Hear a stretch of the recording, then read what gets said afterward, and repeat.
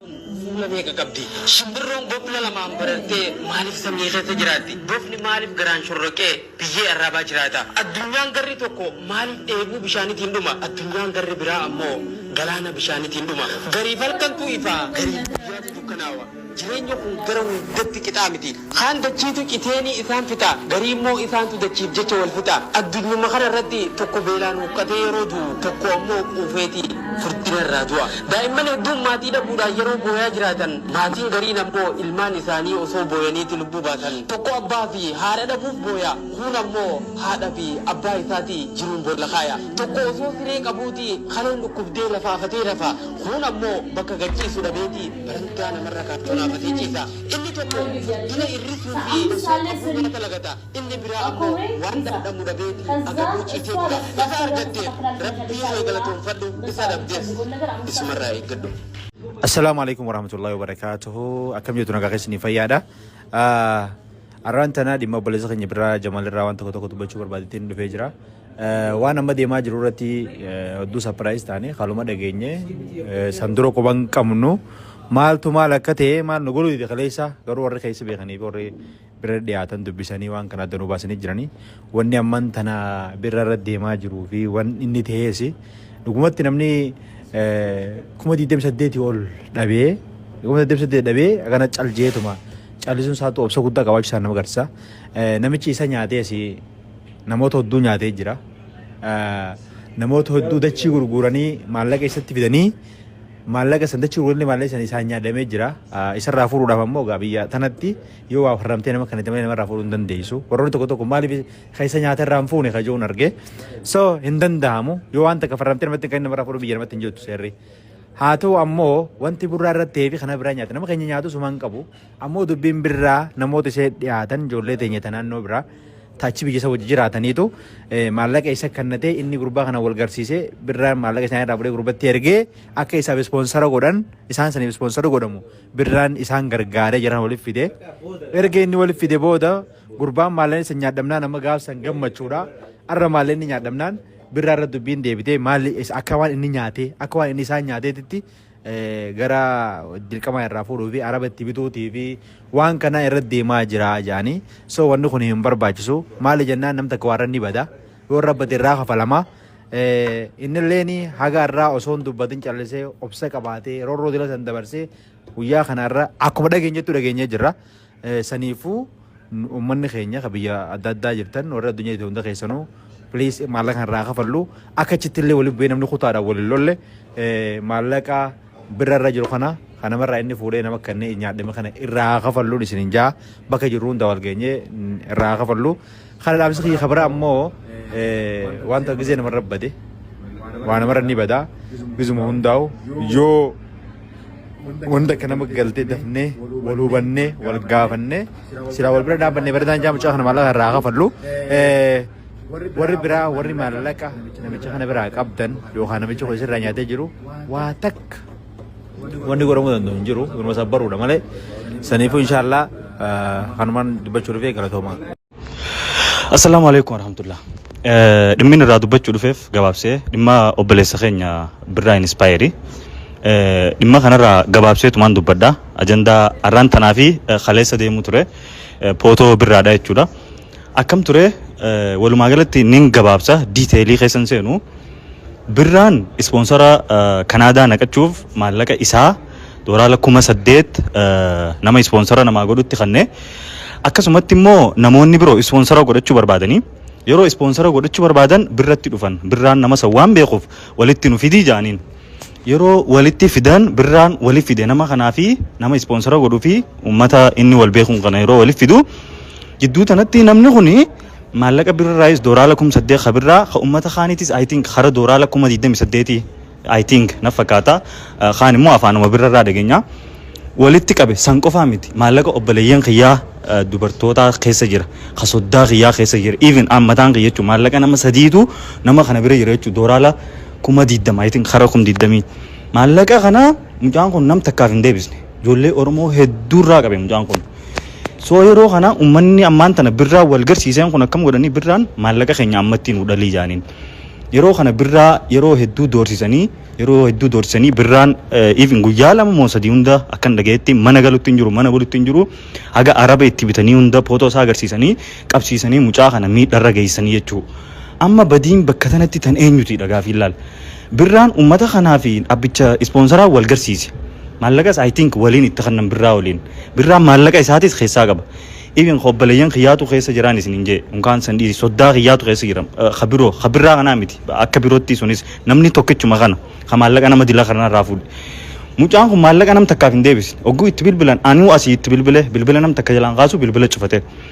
soo bikka tanatti birraan sababni inni itti doorsifamuuf maaliif waan ummata wal garsiisee jiruuf takkichuma saniif birraan maallaqa kana nyaanne quban qabu irraa hin beeku maallaqa isaatu nyaadhamee jira soo hawaasa kiyya wanni deemu jiru gabaabsineetuma kanu soo badiin bikka tanatti birraan qabu ni jiramoo hin jiru saniifuu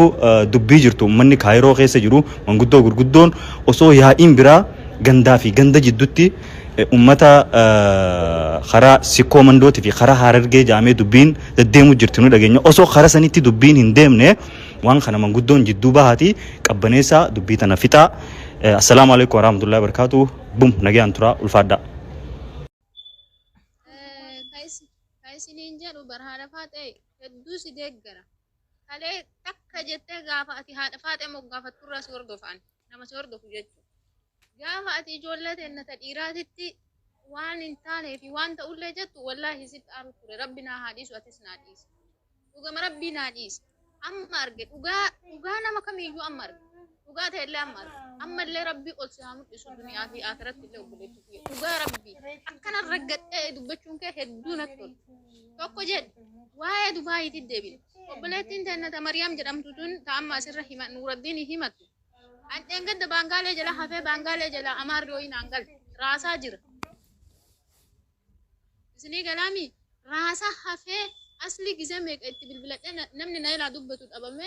gaafadhu namoota maqaa dha'uu hin dandeenye nama silaa komentii keetiin walii deebistan yiizoo hatta isaanii wallaahi walitti qabanii mucattii tana gargaaraa jedhaa turan jechuudha raasaa hafee akkana ta'a jedhee biyyaan baane birrii kiyya kaashii kafaladhee dhufee mana hidhaa seene hawaalaa biraa gaafatame haadha faaxee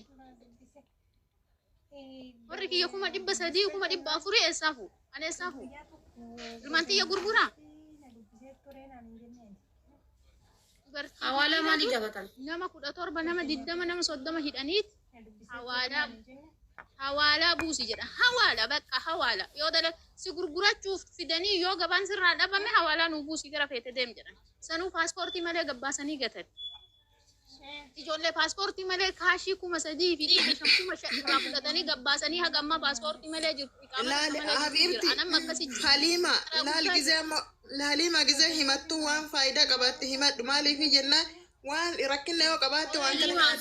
Mariyaam dhageeffadhu Halima Suudii waggaa gama hojjette Suudii tureen gara waggaa 7 ture waggaa 7 Suudii teetti afaan arabii ni beekta gaafa Dubaayin dhuftu miti gabbaasanii si dhiisan poolisiin isin akka bineensaatitti onnee teessan rarraasanii akka ati yoo poolisii bira dhatte poolisiin ol rakkifteetiin akka warra Itoophiyaa waraana Itoophiyaa sanii lubbuu sirraa baafti jedhaniitiin akkas fakkeessaniitiin dachii samii fakkeessanii samii dachii fakkeessanii sitti himani gaafa ati balbala dhattee jalatti lafa dhoofte poolisiin nama kenna kaate Oromoodha jettu caalii ol si fuuti nama kenna kaate Oromoodha jettu caalii qaxxi jettee waajjira poolisaa dhatte bakka isaa hin beekta mana irraa gasi baasee miti narraa bahisin jedhee miti bar zim jettee waa takka kana san tabin jettu harkatee hanqee olii jettee shaantaa hanqee qabatte waajjira poolisaa dhatte poolisii jala lafa dhoofte obboleetti dhageeffadha afaan arabii beektan ani afaan isin arabiidhaa waggaa 8 waggaa 9 distiitti miichaa turtan yoo waan sana kanaaf isin hin fayyadne maaf isin fayyaddanatti himaa bar ani afaan tiktokii keessatti ittiin haasoftanii qabdan dhiifama naa godhaati afaan garuu waajjira poolisaa dhattanii mirga keessanitti himattan narraa hin qabdan Haliimaa na baasisitti hima waa baasaboora sirraa fudhatansa biyyarraa 100 si fidan qaxxi jettee waajjira poolisaa dhattee akkanatti na fidee waraqata akkanaa naa hojjetee biyyarraa akkana na fidee ana bicha miti yoo xiqqaate shamarran nama 50 ol mana tokko keessatti galcheetiin waan akkana nurra dalasiisaa jira eenyunni kunooti suuraan isaa nama kana safara kam gala safara akkana hallayyaa oli isan deebifne san seenaa jechuudha. Sagalee inni sii qabeefi waan inni siin jedheefi barreeffama inni si barreessin wajjin. Sii gala afaan Oromoo. Anamma olii gala dimshaasha waa'ee warra Dubaay tana dubbachuu barbaade beektaa. Sii galaa sii jedhaa ani siifu jedhaan jiru barka barumsa akka jedha kana jiru jedhaa jira. Warra madaa akkasii madaa akka kiyyaa garaa isaanii bobeesse. Warri Dubaay dhiirota Dubaay irraa seera hin beektan obboleetti kenna lageeffata seera hin beektan. Seera irraa fagoo, barumsa irraa fagoo, silkii irraa fagoo, onlaayinii irraa fagoo. Wanni isin dandeettan maali? Eerfoonii akka amma kaayatte kana kaayattanii bakka lubbuu osoo jettan lubbuun isin keessaa bahu jirti. Sa'aatii 24. Silkiin keessan chaarjiin fixatin intarneetiin dhabin. Lubbuu osoo jettan lubbuun isin keessaa bahutti jirti. Lubbuu dhiisii abibti ta'e daandii irra jirta. Ati imaltuudha gadhaabadhu seera jala deemi. Nama bineensa si ta'e bineensatti ta'e bakka dhumate hagas ani bineensa yoo si ta'e bineensaatti ta'e nama yoo si ta'e si fayyade nama ta'e na fayyade ani asliidhaaf reedi na dhiyaata biyya kana keessatti asliif reedi yoo bineensanatti ta'an an bineensa daraniiti ta'a jechuudha argite saree yoo isaan natti ta'an anammoo qeerransatti ta'e isaan nyaadha jechuudha akkas eenyu gad hin jiru namni kamiinuu bakka kamittuu seera jalatti bula Itoophiyaadhaa miti biyyiti biyya mallaqa lubbuu kan kee baasanii si dhossan ka jirta Dubaayin keessa jirti. Gaafa dhattee marraja akkana arabaa kennite arabni nama kamiinuu jabaadha kan isin jettan hunda fuutee laale hallayyaa isan taane isa buufti jechuudha. Hattoota hedduutu karaa isa jalaan argamuu danda'a. Gadi baastee wantoota biyya san keessatti yakkaa maaltu akka yakka ta'e yoo maal hojjetan yakka ta'e gadi baastee himta. Hawaalaa kana kan inni baankii mootummaa irraan hin galchinaa jedhu kana mootummaa irraan hin galchinaa jedhee akkana nu godhaara. Doolaara haganaa nagada waan akkana asi baasee akkanatti gurgura. Mallaqa hagana karaa kanaan fida gaafa jettanii himtani namni kun hallayyaa ol hin deebine gal maaliif maqaa isaa guutuu harkaa qabdan suuraa isaa harkaa qabdan sagalee isaa harkaa qabdan barreeffama isaa harkaa qabdan risiitii inni asin dura birrii isinii kennaa ture harkaa qabdan hay lakkoofsa poolisaa qabaddaa ishaaraa isaa mana inni galu qabaddaa dhumate hagas. Haadha faatee wanni wal hubachiisnu tokko hin jira habiibti walaa dhageeffannu dhiifuma naa godhu ijoollee odoo sadarkaa san hin geenye odoo silkii hin qabanne odoo silkii waan tokko ijaan hin argine mana hidhaa ofiitiin naqanii hawaalaa buusisiifatantu jira ati amma erga achii